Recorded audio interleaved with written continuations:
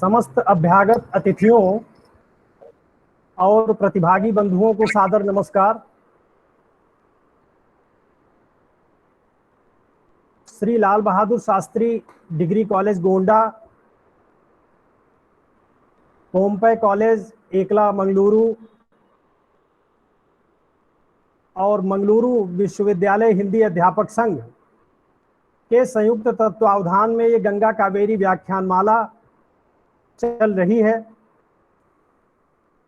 आज 8वां व्याख्यान है। 31 जुलाई प्रेमचंद जी की जयंती से ये व्याख्यानमाला आरंभ हुई थी। हम जैसे जैसे एक एक व्याख्यान संपन्न करा रहे हैं, वैसे वैसे हर्ष का अनुभव कर रहे हैं।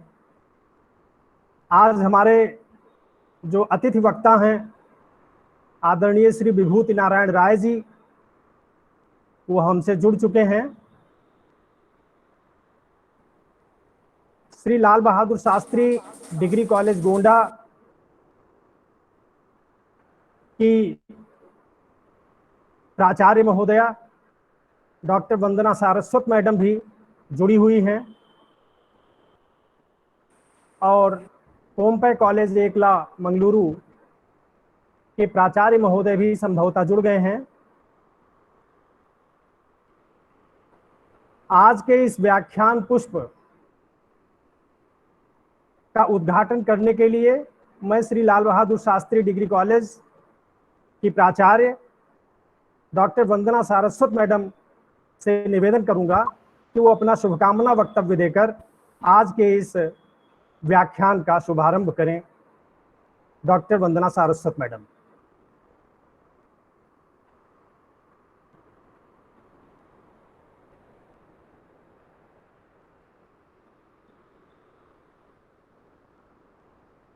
जी, सभी को सादर अभिवादन। आज हम लोग यहाँ गंगा कावेरी व्याख्यान माला के अवसर पर इस वर्चुअल मंच के माध्यम से एकत्रित हैं। गंगा कावेरी व्याख्यान माला का 8वां मनका आज आयोजक मंडल के लोगों के सहयोग द्वारा हम सबके सामने बस आ ही रहा है। मेरी इस व्याख्यान माला के लिए ये शुभकामना है कि जल्दी ही अन्य 100 पुष्प इसमें और जुड़ें, 100 मनके और जुड़ें और 108 मनकों की पूरी ये व्याख्यान माला तैयार हो जाए, जिसका लाभ हम लोग ले सकें।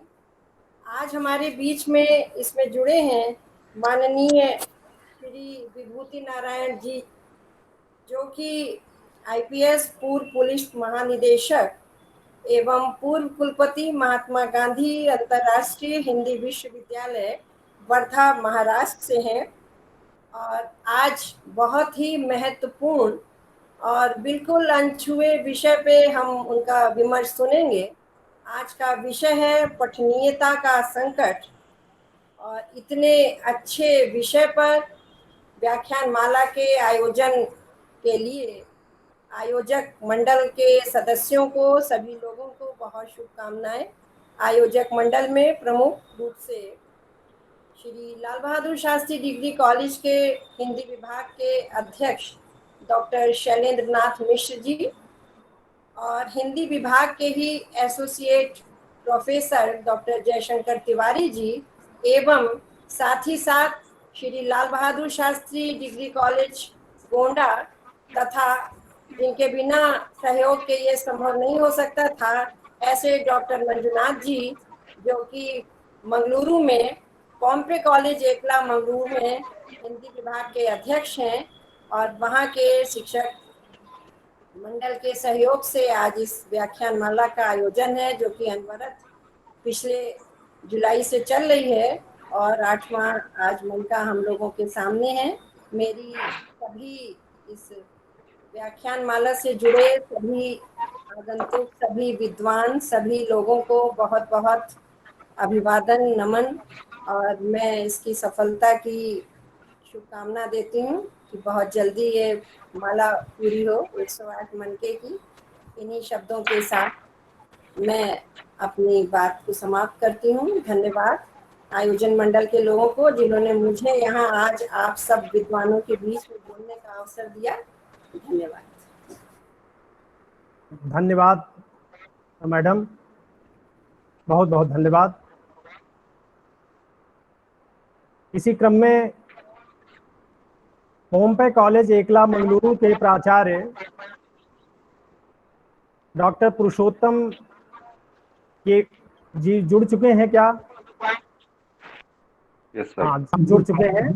मैं पोम्पे कॉलेज एकला मंगलुरु कर्नाटक राज्य के जो पोम्पे कॉलेज में प्रिंसिपल हैं, प्राचार्य हैं, मैं ऐसे प्राचार्य महोदय डॉक्टर पुरुषोत्तम केवी जी को आमंत्रित करता हूं आदर पूर्वक कि वो शुभकामना वक्तव्य देकर कार्यक्रम को गति प्रदान करें। प्राचार्य महोदय doctor Purushottam KV. Thank you sir.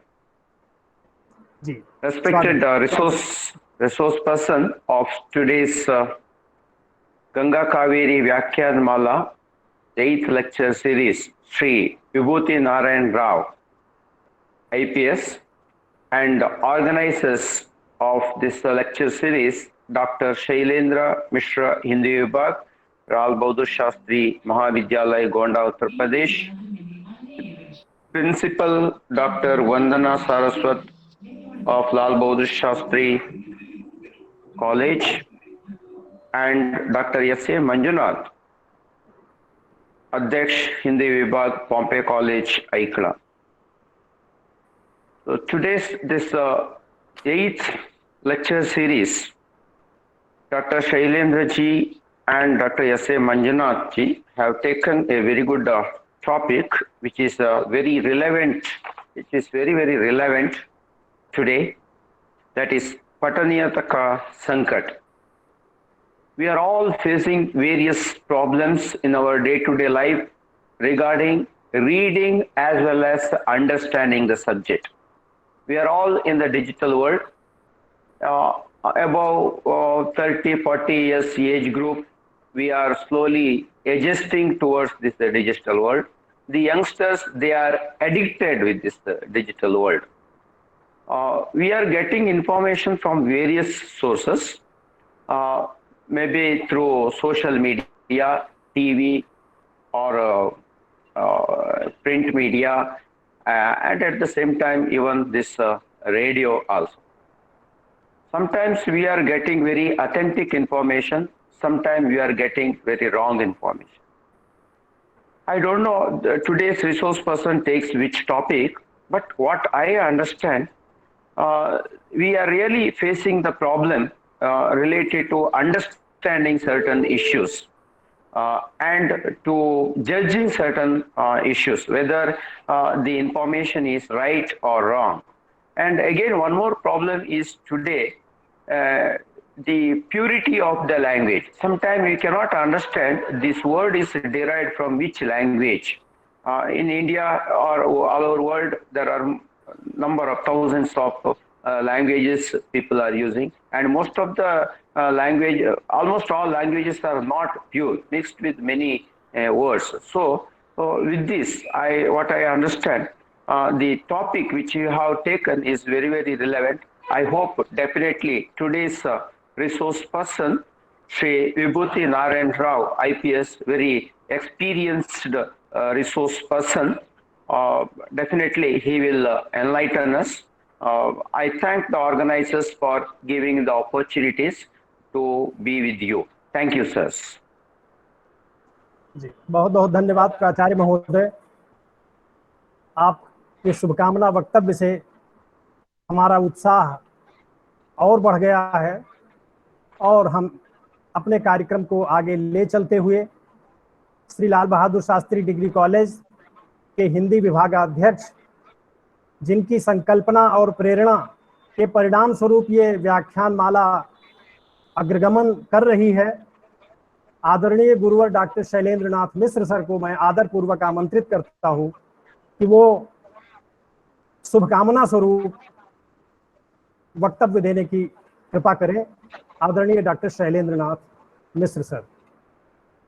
आज के इस व्याख्यान माला में हम लोगों के बीच में पठनीयता के संकट विषय पर हिंदी के एक बड़े रचनाकार विभूत नारायण राय जी अपना वक्तव्य देंगे। पठनीयता का संकट ये जो विषय है, ये विषय लगभग 25-30 वर्षों से विमर्श का केंद्र बना हुआ है।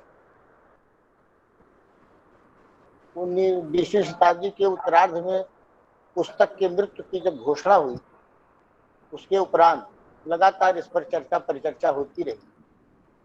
आज साहित्य के प्रकाशन, उसके लेखन की समस्या कम है, प्रकाशन के साथ उसके वितरण की जो समस्या है, पाठकों तक उसके पहुंचने की जो समस्या है, वो सबसे महत्वपूर्ण है।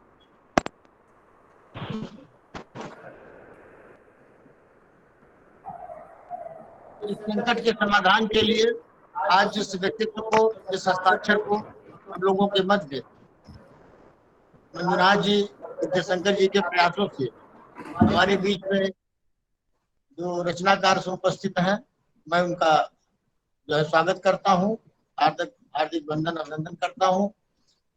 मैंने विभूत नारायण राय जी की सारी पुस्तकें तो नहीं, लेकिन अधिकतम पुस्तकों का अध्ययन किया है। लेकिन ये यहाँ पर बताने का लक्ष्य नहीं है।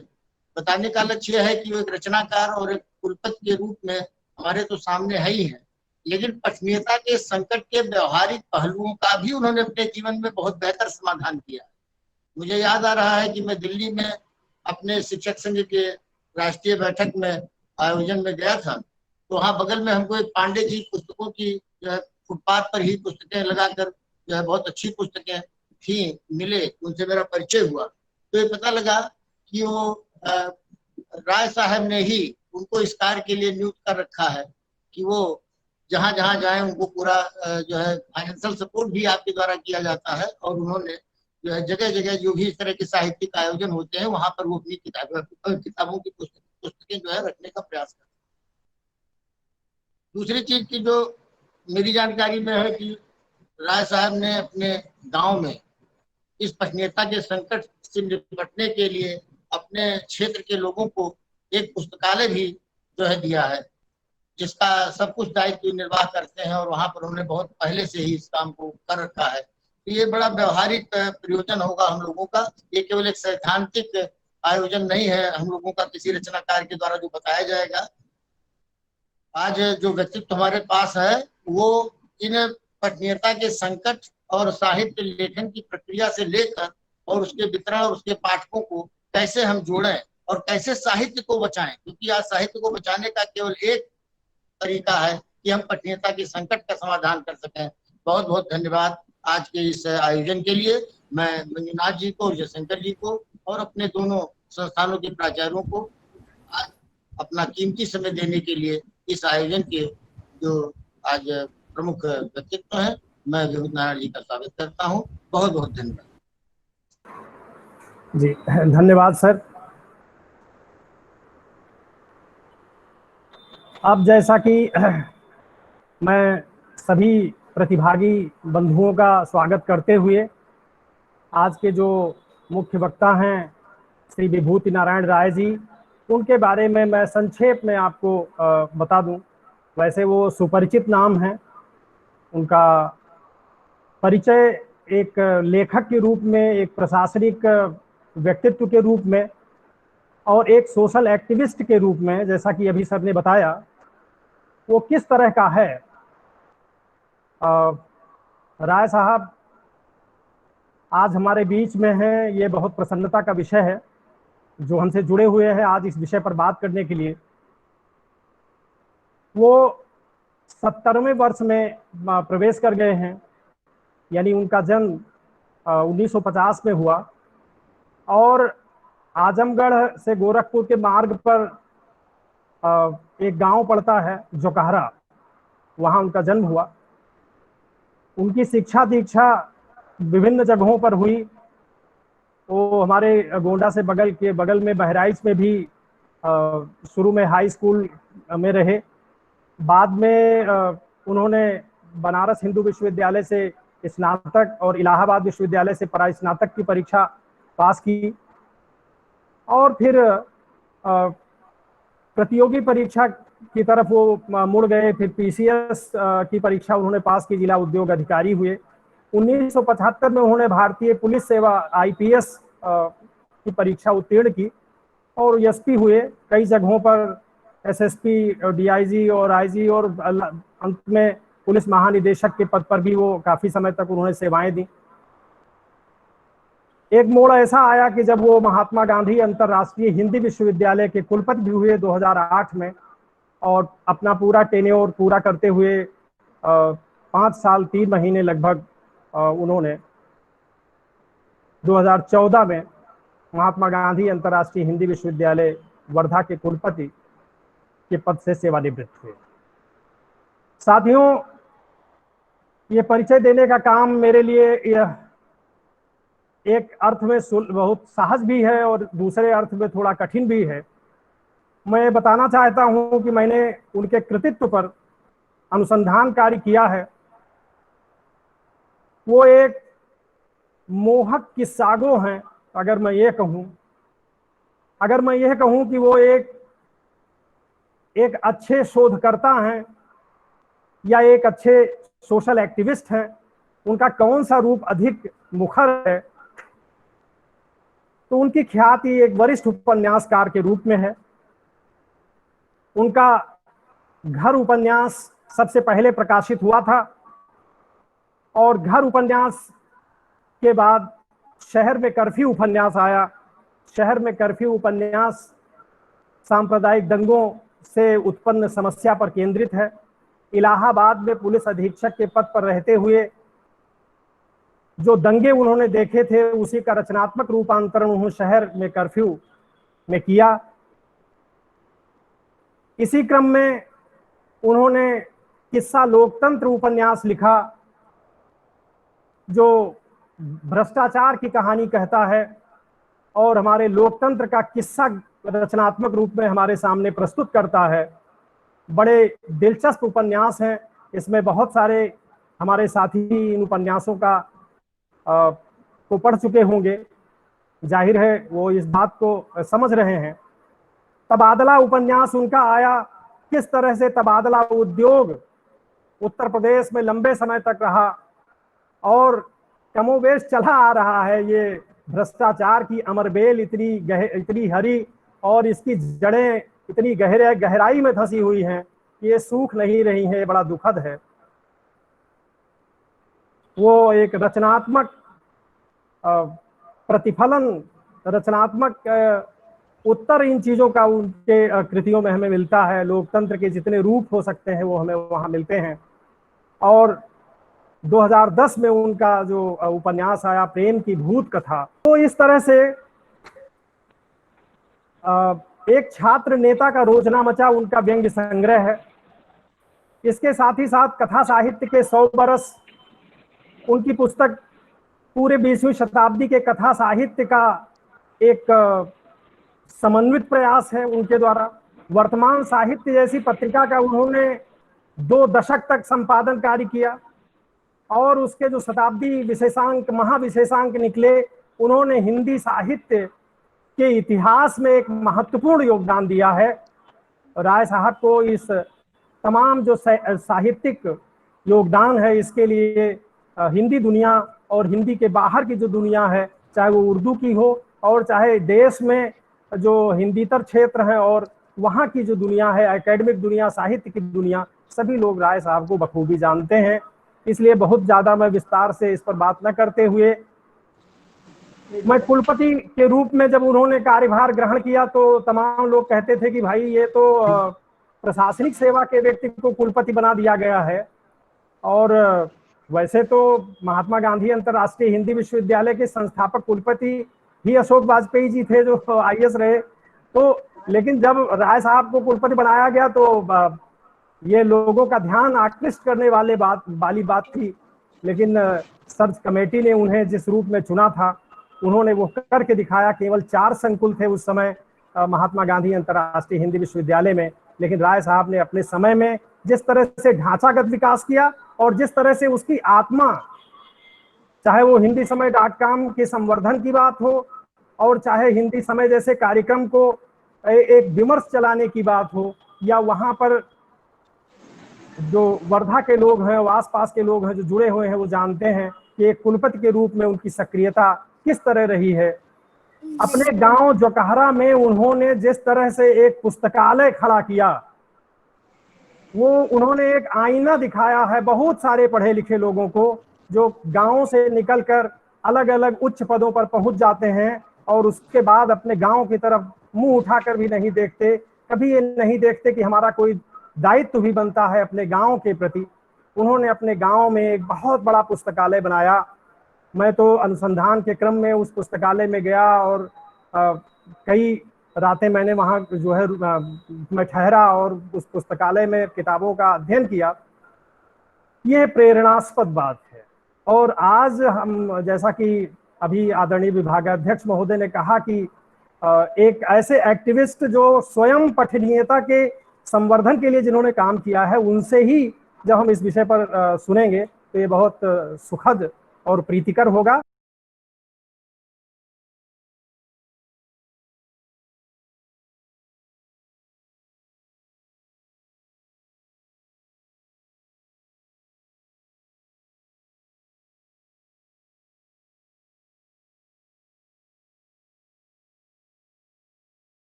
तो विभूति नारायण राय जी का जो लेखन है, मूलतः आप कथाकार हैं, व्यंग्य की पुस्तक एक है और वैचारिक निबंधों की भी 5 पुस्तकें प्रकाशित हो चुकी हैं, जिसमें रणभूमि में भाषा उनकी बड़ी महत्वपूर्ण किताब है, जिसमें भाषा किस तरह से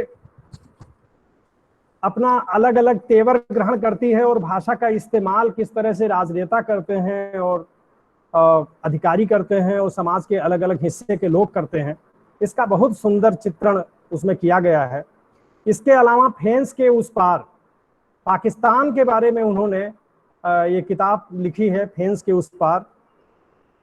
सबसे ज्यादा पुलिस विभाग में रहते हुए, भारतीय पुलिस सेवा में रहते हुए और पुलिस की आलोचना करना या पुलिस किस तरह से उसमें रिफॉर्म किया जाए पुलिस सिस्टम में, इसको लेकर राय साहब ने काम किया है। जैसा मैंने अभी बताया था कि सांप्रदायिक दंगे और भारतीय पुलिस, उन्होंने किताब लिखी। एक उन्होंने वैचारिक निबंधों का एक संग्रह ही लिखा है, किसे चाहिए सभ्य पुलिस, यानी राजनेता भी नहीं चाहते हैं कि हमें सभ्य पुलिस मिले, क्योंकि अगर पुलिस सभ्य होगी, अगर पुलिस रूल्स रेगुलेशन पर जो नियम हैं उन्हीं पर काम करेगी, तो तमाम लोगों के हित नहीं सधेंगे, क्योंकि अक्सर पुलिस को जो राज्य की मशीनरी है वो मुहरा बनाती है। तो किसे चाहिए सभ्य पुलिस, इस शीर्षक से उनकी एक किताब है। और अंधी सुरंग में कश्मीर, ये उनकी पुस्तक है।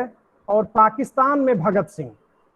तो इस तरह से 5 उनकी वैचारिक पुस्तकें हैं। हासिमपुरा कांड हुआ था मेरठ में, वो बड़ा चर्चित कांड रहा, जिसमें पुलिस के जवानों ने वहां पर मेरठ में लोगों को पकड़ करके करीब एक बड़ी संख्या में दर्जनों नौजवानों को मार करके नहर में फेंक दिया था। उस पर राय साहब उस समय गाजियाबाद में एसपी थे और उन्होंने उस मौके का निरीक्षण किया था रात में ही, और उसके बाद उन्होंने हाशिमपुरा 22 मई पर संस्मरण भी लिखा। वो लगातार ब्लॉगिंग भी कर रहे हैं, ब्लॉग लेखन कर रहे हैं, उसमें उन्होंने उसको व्यक्त किया है। तो इस तरह से हाशिमपुरा 22 मई शीर्षक से भी उनकी किताब है। उन्हें सफदर हाशमी सम्मान मिल चुका है, साहित्य शिरोमणि सम्मान मिल चुका है, और इंदु शर्मा कथा सम्मान जो यूके के द्वारा प्रदान किया गया है। लगातार शहर में कर्फ्यू के बारे में मैंने बात की थी कि वो इलाहाबाद में रहते हुए किस तरह से दंगों की जो विभीषिका है, जब दंगा होता है, देखिए एक माहौल बनाना, हिंदू मुसलमान करना, और उसके बाद जब दंगा होता है तो किसी का भाई मार दिया जाता है, किसी का बेटा मार दिया जाता है, पता नहीं कितनी स्त्रियां वैधव्य की शिकार हो जाती हैं, वो निपूती हो जाती हैं और उनका दुख वही समझ सकती हैं। उसका बहुत ही सुंदर जो है चित्र शहर में कर्फ्यू उपन्यास में उन्होंने खींचा है। बहुत ही पठनीय किताब है। तमिल में, तेलुगु में, कन्नड़ में, मलयालम में, उड़िया, बंगला, पंजाबी असमिया, सब में उसका अनुवाद हो चुका है, उर्दू में अनुवाद हो चुका है, उनकी सभी किताबों की अंग्रेजी में अनुवाद हो चुका है। तो हमारे कन्नड़ के जो साथी जुड़े हुए हैं, मैं उनसे कहूँगा कि आप कन्नड़ में भी उनकी किताबों को पढ़ सकते हैं, राय साहब की। अब मैं बिना किसी और अतिरिक्त बात के आदरपूर्वक विभूति नारायण राय जी को आदरपूर्वक आमंत्रित करता हूँ कि वो अपना माइक अनम्यूट कर लें और अपना वक्तव्य प्रस्तुत करें। आदरणीय श्री विभूति नारायण राय जी। देखिए, पठनीयता के संकट पर जिस पे हम ये बहुत पुराना दुख है रचनाकारों का। मुझे याद आ रहा है कि 40 साल पहले जब मैंने लिखना शुरू किया था, तब भी जो शिकायत करते थे कि उनको पढ़ता कोई नहीं है। ये शिकायत होती थी कि हिंदी में 1300 का एक पहला संस्करण 1300 का आता है और उस संस्करण को खत्म होने में सालों लग जाते हैं, कई साल। और बहुत सारी, ज्यादातर किताबों को तो दूसरा संस्करण नसीब ही नहीं होता। हमारे देश में बांग्ला, मलयालम, कन्नड़ इस तरह की भाषाएं थी जिनमें किताबें हाथों हाथ ली जाती थी और जो बहुत बड़ी संख्या में जो छपती थी। तो उस हिसाब से हिंदी के लेखक का ये दुख अपने आप में एक समझ में आने वाला दुख था। पर आप थोड़ा और पीछे जाइए। मैं आपको याद दिलाऊंगा कि महाभारत जब समाप्त हो रही थी, उदन कर रहे थे कि मैं दोनों हाथ उठा करके कह रहा हूं, कोई मुझे सुनता नहीं। संस्कृत के एक और बड़े रचनाकार ये कह रहे थे कि शायद अगले कुछ दशकों में, कुछ शताब्दियों में, कुछ सहस्राब्दियों में कोई ऐसा रसिक आएगा जो मुझे समझ सके। तो ये तो एक दुख लेखकों का हमेशा से रहा है कि उनको पढ़ने वाले नहीं है। इस पे एक और आपको याद दिलाऊं, इसी दुख से जुड़ी बात। ये दुख कैसे, बहुत, मैं हमेशा ये मानता था कि कोई बहुत प्रासंगिक नहीं है। मुझे याद आता है कि जब 19वीं शताब्दी के उत्तरार्ध में जब अंग्रेजी में अखबार छपने शुरू हुए, इंग्लैंड में जब अखबार छपने शुरू हुए, तो ये कहा जाने लगा कि अब तो कोई उपन्यास पढ़ेगा ही नहीं, कहानियां पढ़ेगा ही नहीं, क्योंकि हर रोज आपके सामने सुबह जीवित कहानियां आ जाएंगी, आपके सामने ऐसी घटनाएं आ जाएंगी जो वास्तविक होंगी, तो कोई काल्पनिक कहानियां क्यों पढ़ेगा। लेकिन ऐसा हुआ नहीं। देखिए, अखबार भी चलते रहे और कहानियां भी लिखी जाती रही, उपन्यास भी लिखे जाते रहे। बल्कि एक अंग्रेजी अखबार की तो का सर्कुलेशन कई गुना बढ़ गया जब उसने डिकेंस का एक उपन्यास धारावाहिक छापना शुरू कर दिया। जब टेलीविजन आया तब भी यही खतरा आया, तब भी कहा गया कि अब साहित्य कौन पढ़ेगा, लिखा हुआ शब्द कौन पढ़ेगा। कंप्यूटर आया, इंटरनेट आया, सोशल मीडिया आई, ये संकट हमेशा कहा जाता रहा। लेकिन मेरा अपना मानना है कि ये काफी हद तक हमारा काल्पनिक भय है, लेखकों का अपना काल्पनिक भय है। और लिखे हुए शब्द की, छपे हुए शब्द की जो कीमत है वो कम नहीं हो रही, ना कम होगी। आप इसे इस तरह से देखें कि आज किताबों का फॉर्मेट बदल गया। आप जो छपी हुई किताबें आती थी, जो कागज पर छपी हुई किताबें, स्याही से छपी हुई किताबें आती थी, उनकी जगह अब हमको इंटरनेट पर उपलब्ध किताबों ने उनकी जगह ले ली। पर उनके पाठक तो बढ़ गए। आप कहीं सफर कर रहे हो, किसी ट्रेन में, किसी बस में, आप पाएंगे कि लोग अपना मोबाइल खोल करके और पढ़ना शुरू कर देते हैं। ये अलग बात है कि वो जो चीज वो पढ़ते हैं उसकी गुणवत्ता पर आपको शक हो सकता है, वो किस अर्थ कहाँ तक महत्वपूर्ण है, उसमें कितना रचनात्मक है, कितना कूड़ा करकट है, ये सारी बहस हो सकती है। लेकिन ये बहस तो छपे हुए शब्दों के साथ भी होती थी।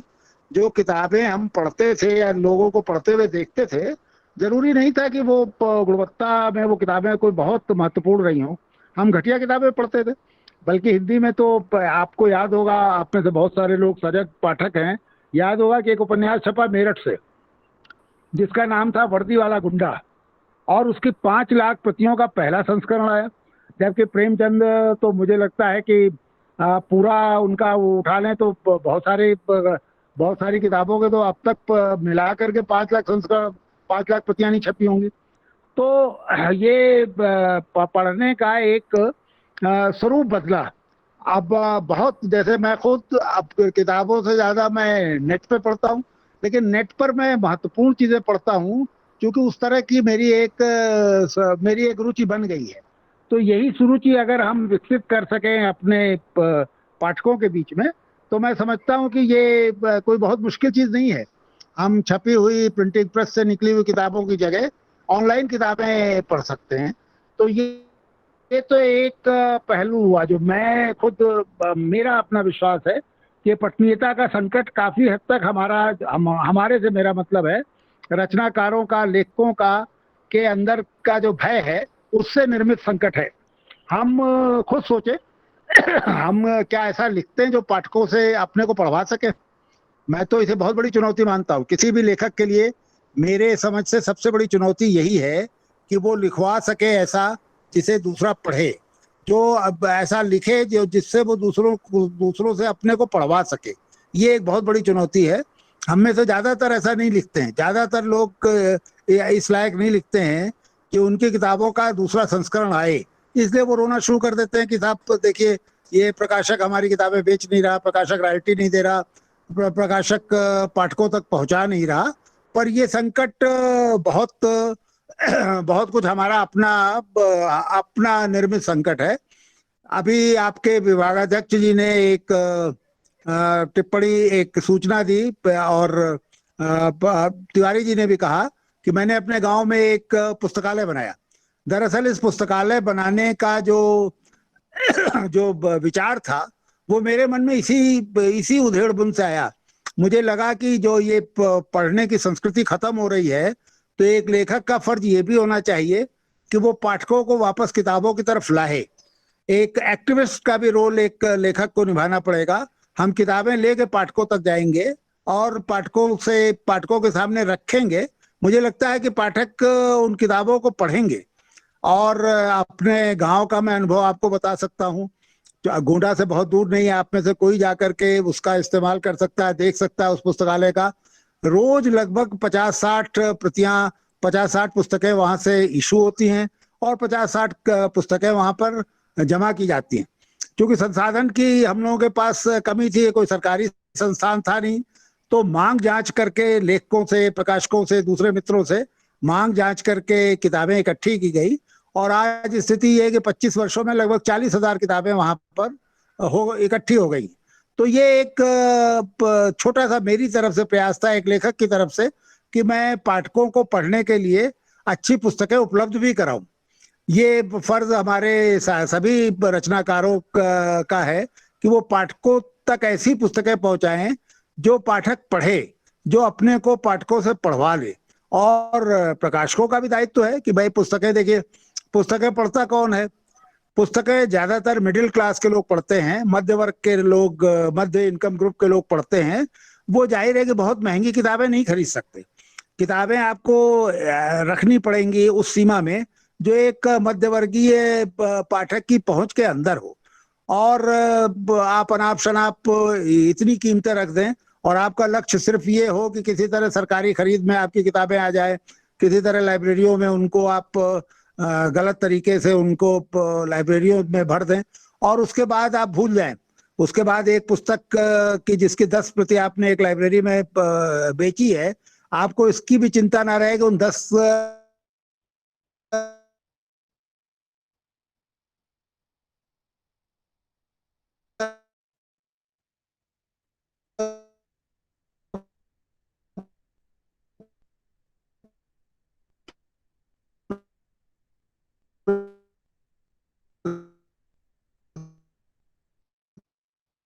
में से जो शक जो है उनका भी ये माध्यम तो अकल्पनीय था।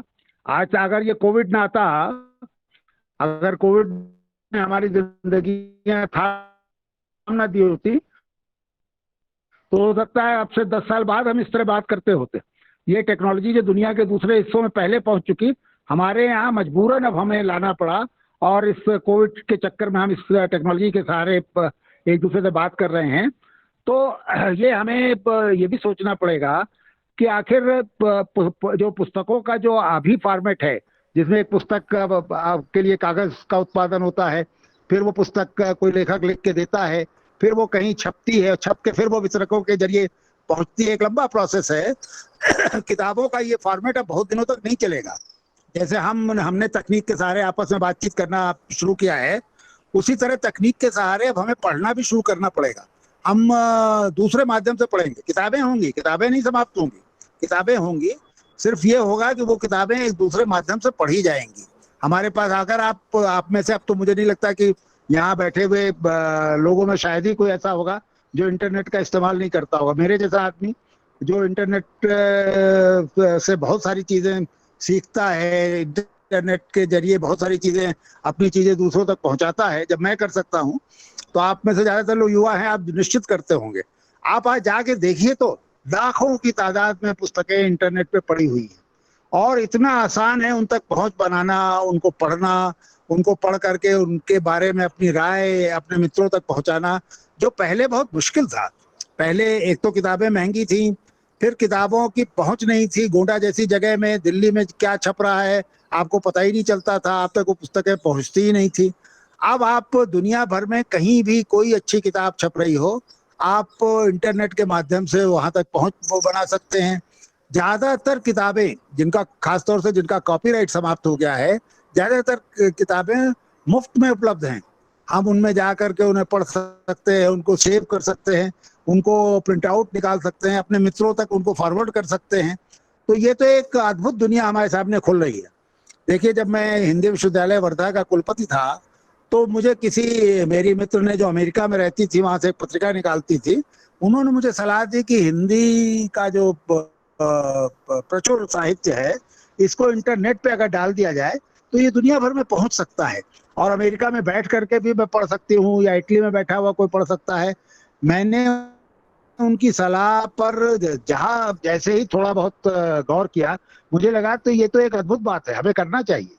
और हिंदी विश्वविद्यालय वर्धा की वेबसाइट आप लोगों में से बहुत से लोगों ने देखी होगी, हिंदी समय .com के नाम से है। उस पे लगभग 1 लाख प्रकाशित पृष्ठ पड़े हुए हैं। हिंदी में जो कुछ महत्वपूर्ण लिखा गया है, मेरी कोशिश थी कि सब कुछ उस पर उपलब्ध हो और सब कुछ पाठकों तक पहुंचे। मैं जानता हूं कि ये 5 साल का एक टर्म कोई बहुत लंबा समय नहीं होता, लेकिन मुझे खुशी है कि मेरे बाद जो मेरे उत्तराधिकारी आए, उन्होंने उसे जारी रखा, और काफी सामग्री है। अक्सर मुझे लोग बताते हैं कि कोई दुर्लभ कहानी वो ढूंढ रहे थे, नहीं मिली, वो हिंदी विश्वविद्यालय वर्धा की वेबसाइट पे गए और वहां उनको वो कहानी मिल गई। तो इस तरह के कुछ तो बहुत से व्यक्तिगत प्रयास है। आप देखिए, कथा कोश, कहानी कोश, कविता कोश, गद्य कोश, इस तरह के व्यक्तिगत प्रयास कर रहे हैं। बल्कि मैं तो कहूंगा कि आपका हिंदी विभाग जो आपके महाविद्यालय का है, वो भी कर सकता है, एक अपनी वेबसाइट बनाए और महत्वपूर्ण रचनाएं, हिंदी की जो ऐसी दुर्लभ रचनाएं जो उपलब्ध ना, उन पर डाल दें। ये एक नया माध्यम है जिसके जरिए अब किताबें जिंदा रहेंगी। किताबों का, इसके बारे में हमको ये निराश होने की जरूरत नहीं है कि किताबों का भविष्य नहीं है या किताबें समाप्त हो जाएंगी। किताबें तो रहेंगी, केवल वो फॉर्मेट बदलेगा।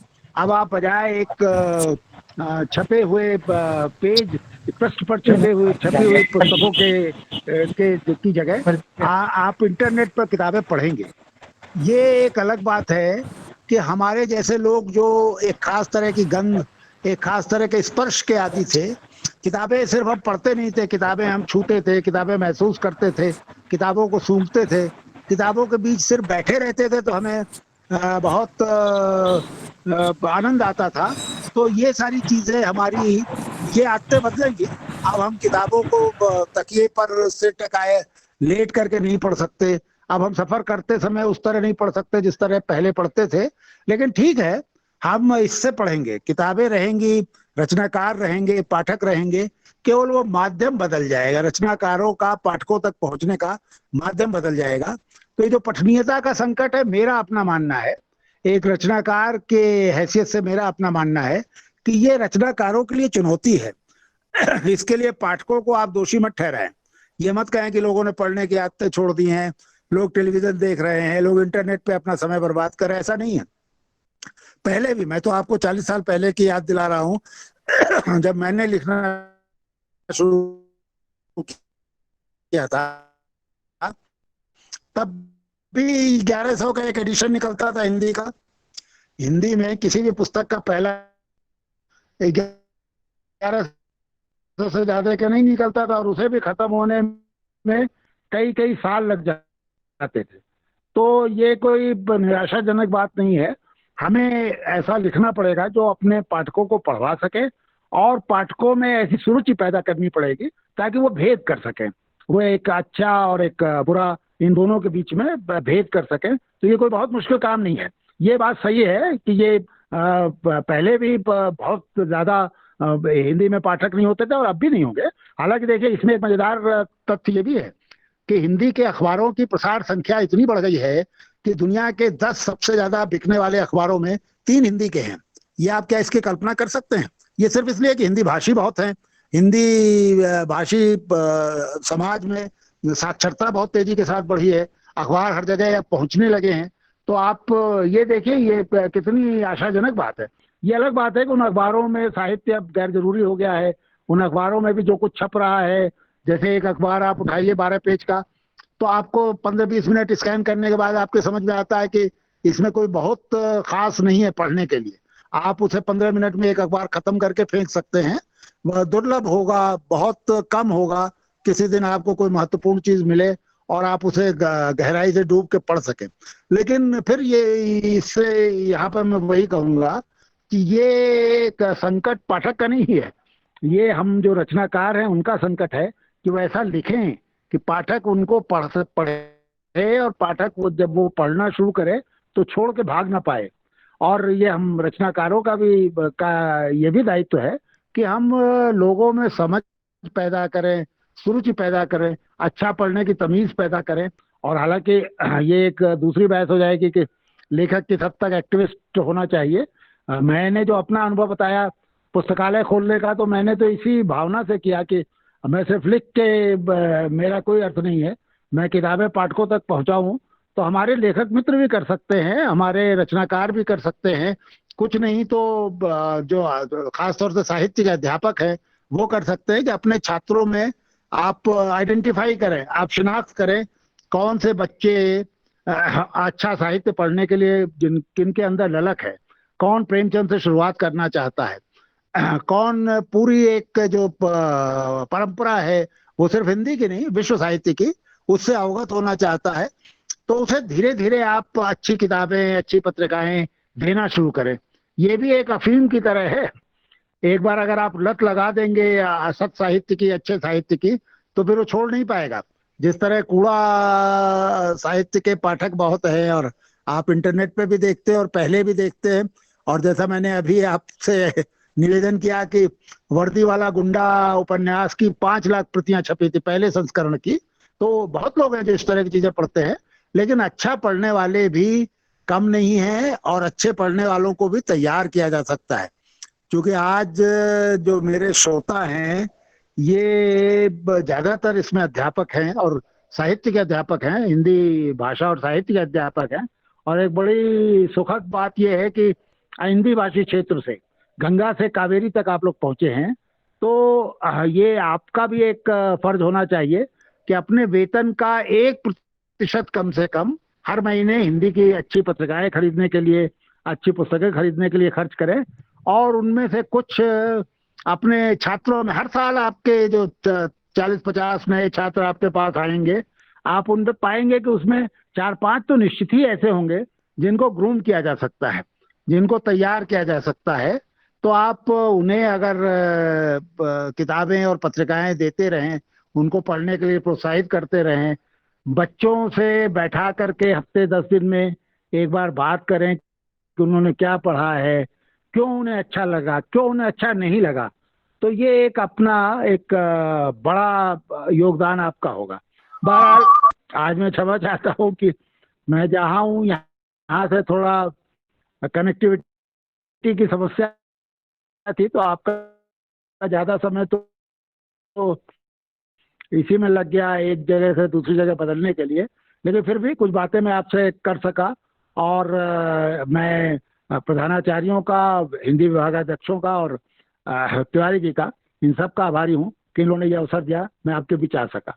मैं समझता हूँ कि अगर आप में से कोई संवाद करना चाहे, कोई प्रश्न हो या कोई बातचीत करना चाहे, तो हम आगे बढ़ा सकते हैं, नहीं तो मुझे अब इससे ज्यादा कुछ नहीं कहना। जी जी, धन्यवाद सर। और बहुत अच्छा लगा, मतलब इतनी देर जयशंकर जी, शुरू में अगर जब आपकी आवाज कोई शुरू में आपकी आवाज जब नहीं आ रही थी तो हम सभी लोग ये मन ही मन प्रार्थना कर रहे थे कि अब कनेक्टिविटी बाधित ना हो। और अच्छा लगा आपको सुन करके। हमारे प्रतिभागी साथी जो भी जुड़े हुए हैं और जो भी सवाल या जिज्ञासा जो भी आप अपना व्यक्त करना चाहें, आप अपना माइक्रोफोन अनम्यूट करके कर सकते हैं। एक प्रश्न तो सर मैं सबसे पहले यही आपसे जानना चाहता हूं कि जोकारा गांव में आपने जो पुस्तकालय खड़ा किया, वहां का क्या अनुभव रहा सर? वहां की किस तरह की कठिनाई आपने महसूस किया? कोई जो नियमित पढ़ने वाली बात आपने बताई कि हर रोज 40-50 पुस्तकें, मैं जब आपके पुस्तकालय में गया था तो मैंने देखा भी कि वहाँ केवल पुस्तकालय इस तरह नहीं है कि खोल दिया गया है और पुस्तकें जो है धूल से दब गई हैं। मतलब लगातार वो पढ़ी जा रही थी। यद्यपि मेरे गए 6-7 साल हो गया, अभी तक काफी उसका और परिवर्तन और परिवर्धन हो गया होगा। तो एक तो जोकारा पुस्तकालय का अनुभव थोड़ा चाहते थे कि आप थोड़ा और बताएं। बाकी और हमारे जो प्रतिभागी साथी हैं वो जी। देखिए, मेरा अनुभव बहुत जिसे आप कह सकते हैं कि मेरी अपेक्षा से बहुत अच्छा रहा। मैं ये मान के चलता था, चूंकि मैं शहर से जाता था, तो मैं सोचता था कि गाँव में पढ़ने वाले मिलेंगे भी कि नहीं, किताबें ले। और हमारे जो प्रतिभागी साथी हैं, कुछ अगर जिज्ञासाएं हैं तो वो कर सकते हैं। हाँ, आप अगर कोई जुड़ चुके जी हैं, आवाज आ रही है, अब ठीक है। जी जी जी। हेलो। हाँ जी जी। हेलो। बोलिए बोलिए, कुमार हेलो। गौरव जी बोलिए। जी सर। जी बोलिए सर, बोलिए। सबसे पहले मैं सभी विद्वजन को प्रणाम।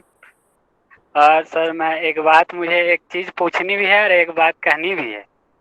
जी जी, बताएं। कहनी ये है कि पहली बार मैं आज उनसे साक्षात देख करके बहुत ज्ञान मुझे मिला। जब मैं पहली बार सर का आलेख हिंदुस्तान पेपर में पढ़ता था, जो लगभग करंट जो चल रहा है सिचुएशन उस पर लिखी होती थी, तो मुझे ज्ञान उतना मिल जाता था जितना मैं समझना चाहता था। अब दूसरी बात ये है कि अब सर ने कहा कि उसका प्लेटफॉर्म बदल गया है पढ़ने का। सर, मैं चूंकि सर बिहार से हूँ और मैं युवा हूँ, मैं ये पूछना चाहता हूँ सर कि आज के समय में हम जैसे युवा हैं, उसके पास या तो डिजिटल फॉर्म में हो या प्रिंट फॉर्म में, पढ़ने में उसकी इच्छा ही नहीं होती। सर, आप मुझे ये बताने की कृपा करें कि ऐसा क्या किया जाए जो पढ़ने लिखने में रुचि जगे। देखिए, मैंने अभी थोड़ी देर पहले निवेदन किया था, इस समय दुनिया में जो सबसे ज्यादा बिकने वाले 10 दैनिक अखबार हैं, उनमें 3 हिंदी के हैं। ये सुन करके आपको आश्चर्य होगा कि दुनिया में सबसे ज्यादा बिकने वाला अखबार हिंदी का है। और आप बिहार के आ रहे हैं, बिहार में तो आपने देखा होगा कि अखबार और पत्रिकाएं सबसे ज्यादा बिकती। तो ऐसा नहीं है पढ़ नहीं रहे लोग, या आप बस में या ट्रेन में सफर करते समय ध्यान से देखिए, हर आदमी अपना मोबाइल फोन खोल करके और फेसबुक में और या व्हाट्सएप पर या इस तरह के दूसरे माध्यमों पर वो पढ़ना शुरू कर देता है। ऐसा नहीं है पढ़ नहीं रहे हैं। अब ये एक अलग चुनौती है कि हम महत्वपूर्ण या जो हमारे समय में जो श्रेष्ठ लिखा जा रहा है उसको ना पढ़ करके हम उत्कृष्ट की तरफ भाग रहे हैं, जो कूड़ा करकट है उसकी तरफ भाग रहे हैं। लेकिन ये संकट तो ये हमेशा से रहा। ये मैंने शुरुआत में ही कहा कि आज से 40 साल पहले जब मैंने लिखना शुरू किया, तब भी हिंदी में बड़े से बड़े लेखक की किसी भी रचना का पहला संस्करण 1300 कॉपियों का होता था। आप सोचिए हिंदी कितनी बड़ी भाषा थी, और उसके मुकाबले बंगला में, कन्नड़ में, मलयालम में, मराठी में कई कई हजार के संस्करण निकलते थे, और पहला संस्करण बिकने में सालों लग जाते थे, 1300 प्रतियां बिकने में। तो ऐसा नहीं है, आपकी पीढ़ी के बच्चे भी पढ़ रहे हैं, और वो पढ़ रहे हैं दूसरे माध्यम से। वो किताबें नहीं खरीद रहे, कॉपियां नहीं खरीद रहे, पत्रिकाएं नहीं खरीद रहे, वो पढ़ रहे हैं इंटरनेट पे जा करके, और फेसबुक में लिख रहे हैं, पढ़ रहे हैं, व्हाट्सएप पर लिख रहे हैं, पढ़ रहे हैं, तो पढ़ रहे हैं। अब ये एक हमारे लिए चुनौती है, जो रचनाकार हैं या जिनकी दिलचस्पी गंभीर साहित्य में है। मैंने निवेदन किया कि आज के ज्यादातर श्रोता हिंदी के अध्यापक होंगे, हम लोग हिंदी पढ़ा रहे हैं बच्चों को, तो हमारा दायित्व है कि हम कुछ ना कुछ हर महीने हम अपने वेतन का 1% भी अगर खर्च करें और किताबें खरीदें, पत्रिकाएं खरीदें, खुद भी पढ़ें, और बच्चों में से हर साल 40-50 स्टूडेंट्स का एक बैच आता होगा, उसमें हम 4-5 भी लोगों को तलाश सकें जो पढ़ने में जिनकी दिलचस्पी है, और उन्हें हम किताबें दें, पढ़ने के लिए प्रोत्साहित करें, तो एक बड़ा काम होगा। तो मुझे नहीं लगता इसमें निराश होने की जरूरत है। किताबें हैं, किताबें रहेंगी, बस सिर्फ उनका फॉर्मेट बदल जाएगा। जी सर, बहुत बहुत धन्यवाद। सर प्रणाम, मैं अश्विनी कुमार शुक्ल बोल रहा हूँ, बांदा उत्तर प्रदेश से। पंडित जी जवाहरलाल बताइए। नेहरू कॉलेज में हूँ मैं। आपके वर्तमान साहित्य पत्रिका से तो बहुत पहले से परिचित था, आपके व्यक्तित्व से परिचित था, लेकिन सुनने का सौभाग्य आज ही मिला आपको। जी जी। शुरुआत में तो लगा कि तकनीक की गड़बड़ी आज भी वो सौभाग्य छीन रही है, लेकिन अंत में अंत भला तो सब भला। अच्छा चलिए, हुआ। बहुत बहुत धन्यवाद, बहुत बहुत। एक समस्या ये आ रही है कि आज के जो विद्यार्थी हैं हमारे, एक दो को छोड़ करके उनके अंदर साहित्य को पढ़ने की ललक नहीं रह गई। उनको ये अगर कहा जाता है कि आप साहित्य की पुस्तकें लेकर के आइए कक्षा में, तो वे नोट्स और कुंजियां सब उठा लाते हैं। डांटने के बाद वो कक्षा से गायब हो जाते हैं, पढ़ने ही नहीं आते। ये बहुत बड़ा संकट है, और इस पर मैंने अपने कई साथियों से चर्चा भी की, लेकिन कोई इसका ठोस निदान नहीं निकल पाया अभी तक। तो कैसे इस दिशा में आगे बढ़ा जाए? देखिए, जो संकट है इसको हम एक चुनौती के तौर पे लें और चुनौती को अवसर में बदलें। आप देखिए, कोविड अगर नहीं आया होता तो क्या हम लोग इस तरह बात कर पाते? मैं नैनीताल में बैठा हूँ, आप बांदा में बैठे हैं, गोंडा और मैंगलोर से आयोजन हो रहा है। तो ये एक संकट आया, उसे हमने चुनौती की तरह लिया और एक रास्ता निकाला। तो मैं समझता हूँ कि आपकी चूंकि अपनी दिलचस्पी है साहित्य में, आपने साहित्यिक पत्रिकाओं का नाम लिया, खुद आप बातचीत से लग रहा है कि आपकी गंभीर दिलचस्पी है पढ़ने लिखने में। तो देखिए, बहुत सारे बच्चे तो कभी नहीं पढ़ेंगे। अगर आपके क्लास में 40-50 या 60 बच्चे आए, आप सोचिए सबकी पढ़ने में, और पढ़ने में भी वो साहित्यिक कृतियों के पढ़ने में उनकी दिलचस्पी हो जाए तो कभी नहीं होगी। अच्छा, ये सिर्फ आपकी पीढ़ी मतलब इस समय की, ये इस समय का संकट नहीं है। मैंने तो शुरू में ही कहा कि देखिए, महाभारत जब समाप्त हो रहा था तो वेदव्यास विलाप कर रहे थे, कह रहे थे कि मैं दोनों हाथ उठा उठा करके पुकार रहा हूं, कोई मुझे सुन नहीं रहा। तो ये तो तब का संकट है। और हम लोगों ने, जब मैंने ये निवेदन किया ना 40 साल पहले मैंने लिखना शुरू किया, तब भी ये संकट था। तो अब तो एक अध्यापक और एक सजग अध्यापक के जो आप लग रहे हैं, तो एक सजग अध्यापक की तो एक जिम्मेदारी ये है कि अपने बच्चों में से जो आ रहे पढ़ने, उनमें 2-4 को छांटिए। आप खुद ही ताड़ जाएंगे कि कौन पढ़ सकता है, कौन नहीं पढ़ेगा। और उन्हें धीरे धीरे, एक जैसे अफीम चटाई जाती है ना, वो नशा पैदा करिए कि वो साहित्यिक किताबें पढ़ें। हम लोग बचपन में, मुझे याद है कि पाठ्य पुस्तकों के बीच में छिपा करके और उपन्यास लेके क्लास में पढ़ते थे, या घर पर माँ बाप से छिपा के पढ़ते थे, कि उस समय तो पढ़ना मिल जाते हैं बच्चे। हाँ जी जी, बस उन्हीं को तैयार करिए। बहुत मास प्रोडक्शन नहीं इसमें हो सकता। ये ऐसी दुनिया है जिसमें आपको धीरे धीरे सुरुचि पैदा करनी पड़ेगी, और वो होगी पैदा, ऐसा नहीं है। वो बस हम ये थोड़ा सा फ्लेक्सिबल ये होना पड़ेगा हमको कि हमें वो कागज पे छपी हुई किताबें पढ़ रहे हैं या नेट पर उपलब्ध साहित्य पढ़ रहे हैं, इसमें थोड़ा सा हमें उनके प्रति समझदारी दिखानी होगी। जी, बहुत बहुत धन्यवाद आपका।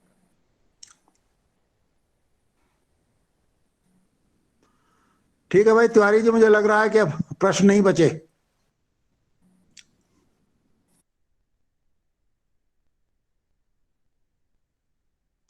हाँ भाई जयशंकर जी, आप चले गए कि सुन रहे हैं? अनम्यूट करिए तिवारी जी, अपने को अनम्यूट करिए। जी जी, मंगलुरु विश्वविद्यालय हिंदी अध्यापक संघ के हमारे साथी डॉक्टर एस.ए. मंजूनाथ जी, जो पोम्पे कॉलेज एकला मंगलुरु में हिंदी विभागाध्यक्ष हैं। मैं अब चाहूंगा कि वो आदरणीय राय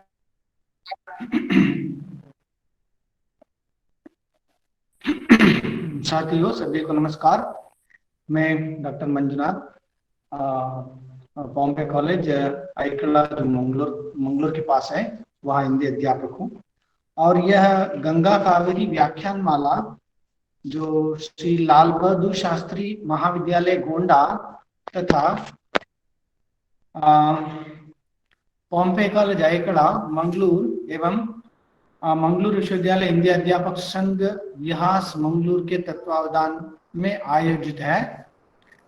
तो यह इस आयोजन में यह 8वां व्याख्यान है।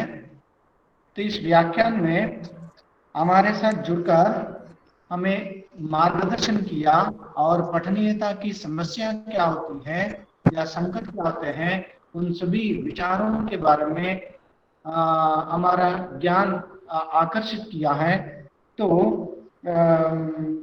श्री विभूति नारायण जी जो आईपीएस है, जो पूर्व कुलपति, पूर्व पुलिस महानिदेशक एवं कुलपति है महात्मा गांधी अंतर्राष्ट्रीय हिंदी विश्वविद्यालय वार्धा के, तो मैं अपनी कॉलेज की ओर से और एसएलबीसी गोंडा की ओर से और मंगलूर विश्वविद्यालय हिंदी अध्यापक संघ की ओर से उन्हें हृदय से धन्यवाद समर्पित करता हूँ। सर बहुत बहुत धन्यवाद आपका। मित्रों, इसमें हमारे कॉलेज के प्रिंसिपल डॉक्टर पुरुषोत्तम के भी जुड़े हुए थे और जुड़कर जो अपनी शुभकामनाएं दी। और उसके साथ साथ लाल बहादुर शास्त्री गोंडा महाविद्यालय की प्राचार्य डॉक्टर वंदना सारस्वत हमारे साथ जुड़ी हुई थी और उन्होंने भी इस कार्यक्रम के लिए अपनी शुभकामनाएं प्रस्तुत की हैं।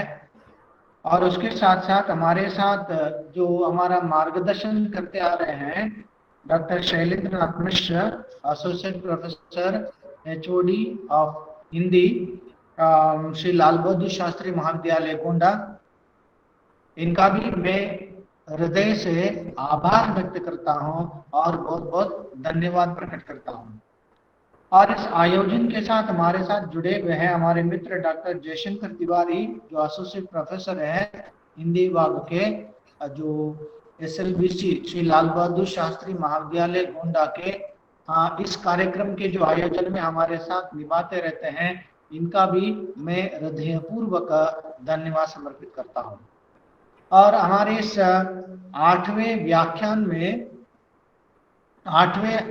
में हमारे साथ जुड़े हुए हैं पश्चिम बंगाल राज्य विश्वविद्यालय के हिंदी विभाग अध्यक्ष प्रोफेसर अरुण होता जी, और उसके साथ साथ पहले जो जुड़े हुए थे महात्मा गांधी अंतर्राष्ट्रीय हिंदी विश्वविद्यालय के जो पूर्व कुलपति प्रोफेसर अरविंदाक्ष जो पहले जुड़े हुए थे, अभी जो यहाँ से चले गए हैं, इनका भी, और सुदूर जिसकी दक्षिण के केरल से तमिलनाडु से लेकर के उत्तर के सभी राज्यों से हमारे साथ जुड़े हुए हैं, इन सभी का मैं हृदयपूर्वक मतलब अपनी कॉलेज की ओर से और मंगलूर विश्वविद्यालय हिंदी अध्यापक संघ की ओर से और उसके साथ साथ श्री लाल बहादुर शास्त्री महाविद्यालय गोंडा की ओर से आप सभी का मैं हृदयपूर्वक धन्यवाद समर्पित करता हूं।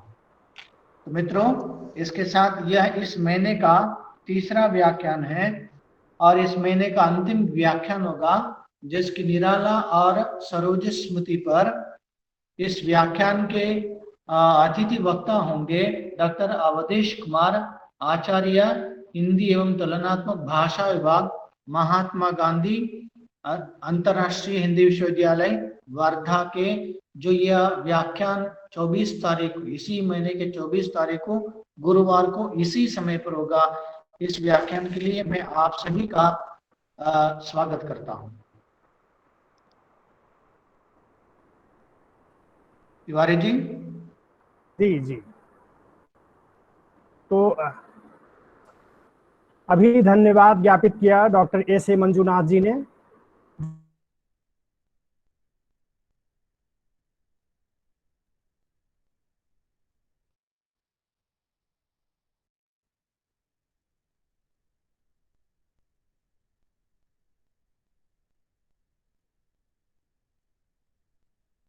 तिवारी जी।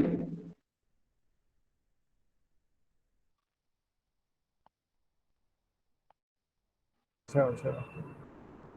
तो उसी तरह से 27 तारीख को 17/7/24 यानी 24 तारीख को गुरुवार को अगले हमारे साथ जुड़ेंगे महात्मा गांधी अंतर्राष्ट्रीय हिंदी विश्वविद्यालय वर्धा के हिंदी तथा तुलनात्मक साहित्य विभाग के प्रोफेसर अवधेश कुमार जी, जो निराला और सरोज स्मृति पर अपना वक्तव्य रखेंगे। तो हम आप सभी प्रतिभागी बंधुओं से अनुरोध कर रहे हैं कि आप उसमें भी जुड़ करके हमारा उत्साहवर्धन करिएगा और महत्वपूर्ण वक्तव्य जो आगे भी होगा उससे भी आप लाभान्वित होइएगा। तो जैसा कि धन्यवाद ज्ञापित किया जा चुका है औपचारिक रूप से, मैं अपने साथ जुड़े हुए लाल बहादुर शास्त्री महाविद्यालय के मुख्य नियंता डॉक्टर जितेंद्र सिंह महोदय का और महाविद्यालय के पूर्व प्राचार्य डॉक्टर DK गुप्त सर का और गोरखपुर विश्वविद्यालय से डॉक्टर दमयंती तिवारी मैडम का और इस महाविद्यालय के एक और पूर्व प्राचार्य डॉक्टर हरिप्रकाश श्रीवास्तव सर का मैं आभार व्यक्त करता हूं और प्रणाम करता हूं सभी को। इसके साथ ही साथ एक लंबी सूची है हमारे सामने जिसमें लोग अलग अलग देश के हिस्से से जुड़े हुए हैं। अभी बांदा से डॉक्टर अश्विनी कुमार शुक्ल जी हमारे जुड़े हुए हैं, जो नूतन वाग्धारा पत्रिका भी निकालते हैं और एक बहुपठित और बहुअधीत अध्यापक के रूप में जिनकी ख्याति है। मैं उनका भी कार्यक्रम में आभार ज्ञापित करता हूं। ढेर सारे लोग जो हमारे साथ जुड़े हैं, मैं सभी को के प्रति आभार व्यक्त करते हुए कार्यक्रम के संपन्नता की यहीं से घोषणा करता हूं।